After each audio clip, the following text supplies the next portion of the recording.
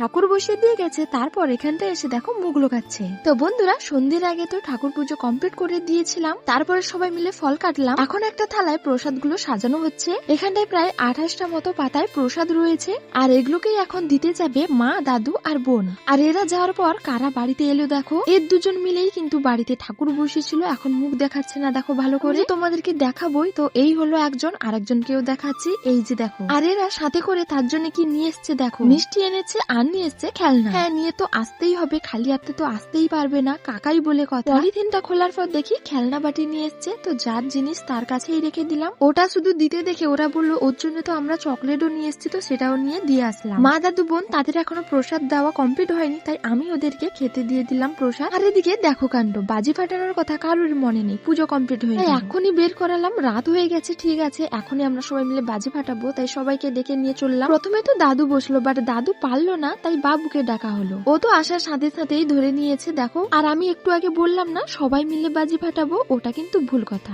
আমি কিন্তু দেখো অনেকটাই দূরে দাঁড়িয়ে আছি, কারণ এইসবে আমার খুবই ভয় লাগে, সেটা হোক বাজি বা ফুলঝুরি, আমি সেগুলোর থেকে অনেকটাই দূরে থাকি। এতক্ষণ ঠিক ছিল, কারণ এখনো পর্যন্ত বাজি ফাটানো শুরু হয়নি, এরপর বাজি ফাটানো হবে, তাই ভয়ে আমি আরেকটু ভেতরে চলে এলাম। কতটা দূরে ছিলাম বাজি ফাটানোর পর, আমি একেবারে বাড়ির ভেতরেই চলে এসেছি দেখো।